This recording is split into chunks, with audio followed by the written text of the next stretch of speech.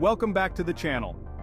Today we're diving straight into a summary of A Brief History of Time by Stephen Hawking, packed with all the research, learnings, and wisdom. Let's face it, we all wonder about the big questions. Where did the universe come from? Is time travel possible? What exactly is a black hole? Stephen Hawking's A Brief History of Time answers these deep, mind-bending questions in a way that makes you feel like you're finally starting to understand the secrets of the universe. So, whether you're curious about the origins of the cosmos, what happens at the edge of a black hole, or how time even works, you're in the right place. Trust me, after this video, you'll start looking at the stars and your place in the universe differently. First, the universe had a beginning, the Big Bang. Hawking explains that the universe began around 13.8 billion years ago with the Big Bang, an incredibly dense and hot state that expanded and continues to expand to this day. Think about inflating a balloon. The universe is like that balloon. Every second it gets bigger and bigger. And just like there was a time when the balloon wasn't inflated at all, there was a time when the universe hadn't begun expanding. The Big Bang is that moment the universe inflated. Second, black holes aren't just black. According to Hawking, black holes aren't entirely black. They actually emit something called Hawking radiation, slowly losing mass over time and eventually evaporating. Picture this. You're throwing things into a vacuum cleaner and you expect it all to disappear. But imagine that vacuum cleaner slowly leaks tiny particles of what it sucked up. That's basically what black holes do. They're slowly leaking radiation and energy back into the universe. Third, time is relative, not absolute. Hawking emphasizes that time is not a fixed entity. Einstein's theory of relativity shows us that time can actually stretch and warp depending on speed and gravity. Time moves differently for objects in strong gravitational fields or at high speeds.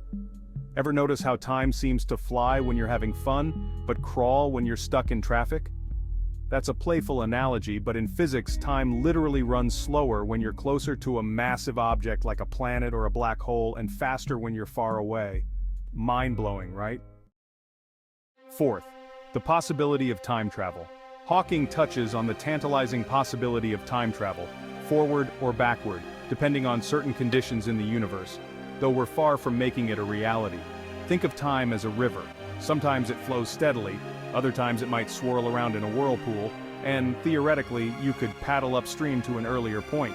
Scientists haven't cracked the code yet, but Hawking shows us that time travel isn't just science fiction, it's theoretically possible.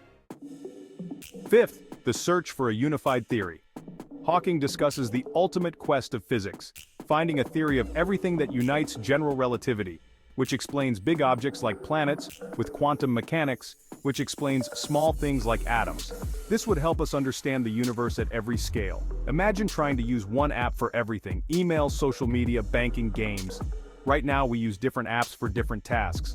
Hawking and other scientists are looking for that one app that would explain all the forces of nature in a single theory. Now, let me tell you how this book made me realize something about my own understanding of time. Okay, more like my misunderstanding of time. Before reading A Brief History of Time, I was the classic I'll be on time person, yet somehow I was always late.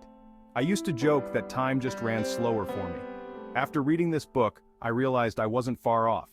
It made me think, hey, if time isn't even constant in the universe, maybe my tardiness is just a side effect of some massive gravitational field I don't know about. Yeah, wishful thinking, but seriously, Hawking's ideas made me rethink time in a whole new way, even if it didn't fix my punctuality issues. Back to the sixth one. The expanding universe and the arrow of time. Hawking explains that the universe's expansion points in the direction of time's arrow. This is why we perceive time as moving forward, not backward. The second law of thermodynamics also plays a role, as it tells us that disorder, entropy, increases over time, giving time its forward push. Think about dropping a cup. It shatters, and all those little pieces scatter everywhere. The cup won't magically put itself back together because time moves forward, not backward.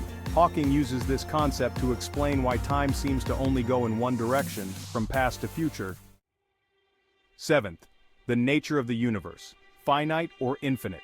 Hawking discusses whether the universe is finite or infinite. He suggests that the universe is finite but without a boundary, similar to the surface of a sphere. You could travel around it without ever finding an edge. Imagine walking around Earth. You'll never fall off the edge because Earth is round, but it's still finite in size. Hawking proposes that the universe could work similarly. No edge, but still a closed shape. Alright, let's quickly recap what we've learned from a brief history of time. First, the Big Bang. The universe had a beginning and continues expanding like a balloon. Second, black holes. They aren't just black, they emit radiation and slowly evaporate over time. Third, time is relative. Time can stretch or warp based on speed and gravity, not just a fixed ticking clock. Fourth, time travel. While we haven't figured out how to do it yet, time travel is theoretically possible. Fifth, the unified theory. Scientists are searching for a single theory that unites all of physics. Sixth, the expanding universe and time's arrow. Time moves forward due to the universe's expansion and increasing entropy. Seventh, finite or infinite universe. The universe may be finite but without an edge like the surface of a sphere. What does this mean for you? These ideas are more than just abstract physics. They challenge us to think bigger and question our everyday experiences with time, space, and reality itself. Thank you for sticking with me till the end. Here's the big takeaway. A brief history of time teaches us that our universe is far more mysterious, complex, and awe-inspiring than we could have ever imagined. We've only scratched the surface here. Next, I recommend diving into the recommendations on your screen. Don't forget to hit that subscribe button, give this video a like, and drop your favorite takeaway in the comments. Let's keep learning and leveling up together. See you in the next video.